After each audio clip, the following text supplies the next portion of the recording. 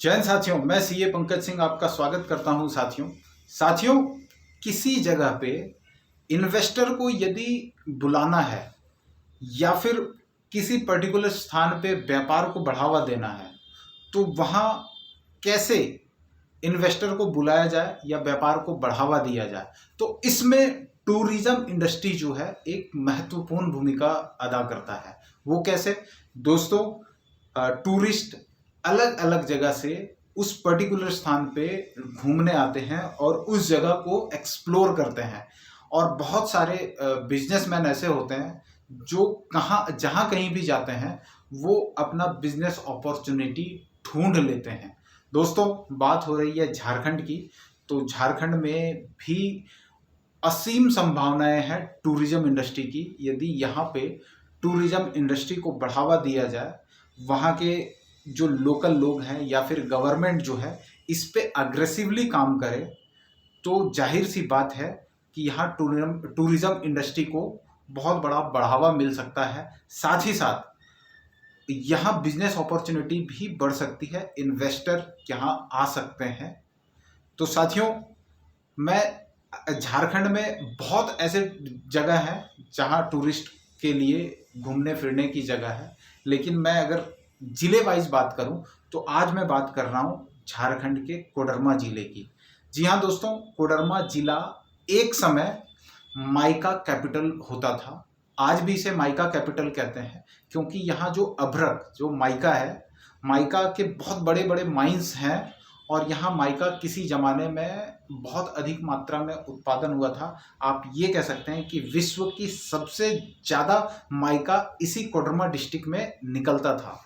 और इसका जो मुख्य शहर है झुमरी तिलैया। जी हाँ दोस्तों, आप सही सुन रहे हैं, झुमरी तिलैया एक्चुअल में शहर एग्जिस्ट करता है। बहुत लोग बार आप फिल्मों में देखते होंगे और झुमरी तिलैया का नाम सुनते होंगे तो आप लोग समझते होंगे कि ये एक इमेजिनरी शहर है, लेकिन एक्चुअल में ये शहर एग्जिस्ट करता है और ये झारखंड के कोडरमा डिस्ट्रिक्ट का मुख्य शहर है। दोस्तों, ये जो झुमरी तिलैया है, यहाँ सबसे बड़ा मंडी हुआ करता था किसी समय में माइका का, और यहाँ से माइका विदेश तक एक्सपोर्ट होते थे। आज के समय में यहाँ की जो माइका इंडस्ट्री है उसकी बहुत ही ज़्यादा अच्छी स्थिति नहीं है, लेकिन फिर भी आज हम बात कर रहे हैं टूरिज्म इंडस्ट्री की। तो टूरिज्म इंडस्ट्री में अगर मैं बात करूं कि यहाँ कोडरमा जिले में कौन कौन से ऐसे जगह हैं जहाँ टूरिस्ट को लुभाने के लिए पर्याप्त अच्छी जगह है, बस ये होना चाहिए कि गवर्नमेंट उसको प्रमोट करे और स्थानीय लोग जो है इसको यदि प्रमोट करेंगे तो जाहिर सी बात है यहाँ बहुत सारे टूरिस्ट आने की संभावना है। तो सबसे पहले मैं बात करूंगा दोस्तों यहाँ का एक महत्वपूर्ण पहाड़ जिसको ध्वजाधारी हिल कहते हैं। दोस्तों, ये जो ध्वजाधारी हिल है जिला मुख्यालय कोडरमा जिला मुख्यालय से लगभग 1 या 1.5 किलोमीटर पे अवस्थित है और ये जो पहाड़ है वो भगवान शिव को समर्पित है। यहाँ भगवान शिव की पूजा आराधना करते हैं और यहाँ पे महाशिवरात्रि के समय बहुत अधिक मात्रा में श्रद्धालु अलग अलग जगह से आते हैं और भगवान शिव और माता भगवती की पूजा अर्चना करते हैं। तो दोस्तों, इस जगह पे आ सकते हैं। इसके अलावा साथियों, तिलैया डैम, यदि आप प्राकृतिक नेचर लवर हैं और प्राकृतिक को एक्सप्लोर करना चाहते हैं तो ये जो तिलैया डैम है, तिलैया डैम में बनाया गया था। यहाँ डीवीसी जो है यहाँ बिजली उत्पादन करती है और इस आसपास के क्षेत्रों में बिजली देती है। इसके अलावा इस जगह पे यहाँ थोड़ा सा जंगल का एरिया पड़ता है। इस एरिया में जहाँ जंगल होता है और जहाँ डैम होते हैं वो स्थान अपने आप पिकनिक स्पॉट के लिए बड़ा हॉट स्पॉट बन जाता है। साथ ही साथ गवर्नमेंट ने आजकल यहाँ बोटिंग की व्यवस्था करी है, तो आप इस तिलैया डैम में बोटिंग का भी लुत्फ उठा सकते हैं।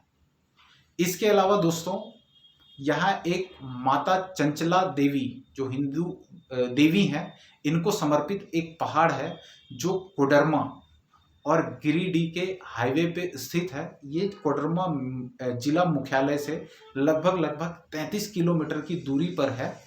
यहाँ पे ये भी एक पहाड़ पहाड़ है ये जंगल से पूरा घिरा हुआ जगह है और यहाँ की जो प्राकृतिक छटाएं हैं वो देखते ही बनती है। ये जो पहाड़ है माता चंचला को समर्पित है और यहाँ पे नवरात्रों के समय बहुत ही अधिक मात्रा में श्रद्धालु यहाँ आते हैं और माता चंचला की पूजा अर्चना करते हैं और उनसे आशीर्वाद लेते हैं। दोस्तों इसके अलावा एक जगह और मैं बात करूंगा मुख्य रूप से, वो है सतगावा वाटरफॉल। जी हाँ दोस्तों, सतगावा वाटरफॉल जो है जंगल से घिरा हुआ एरिया है और इस जगह पे आप वाटरफॉल का नज़ारा तो देख ही सकते हैं, साथ ही साथ ये एरिया बिल्कुल जंगल में है तो आप जंगल का भी लुत्फ उठा सकते हैं और यहाँ बहुत ही शांत वातावरण होता है। इस जगह पे आप जाएंगे तो आपके मन को, दिल को तसल्ली मिलेगी।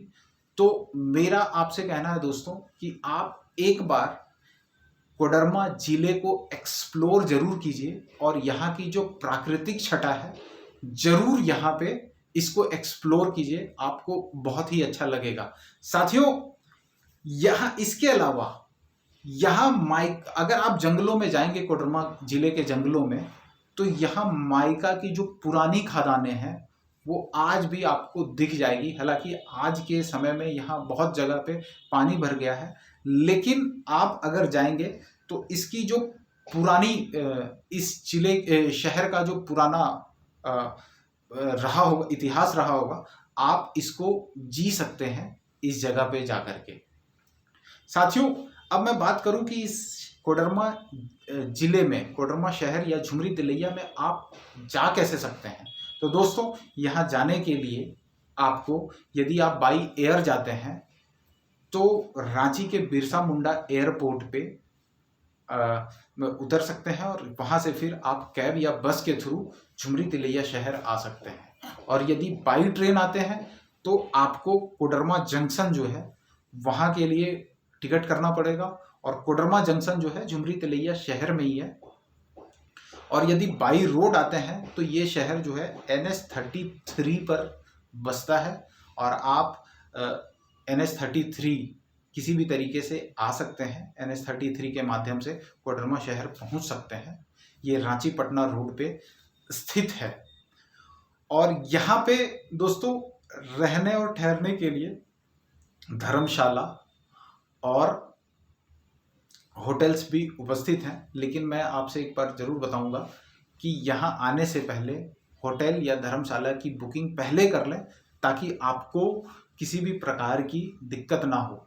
यहाँ ये जो शहर है, खाने पीने की अगर मैं बात करूं तो यहाँ का सबसे मुख्य जो स्वीट, जो मिठाई है वो कलाकंद है। तो कभी भी आप इस शहर को एक्सप्लोर करेंगे तो यहाँ का जो कलाकंद है इसको ज़रूर टेस्ट कीजिए और कोडरमा जिले के कल्चर और जो झारखंड के अलग अलग जगहों की जो कल्चर है उसको एक्सप्लोर जरूर कीजिए।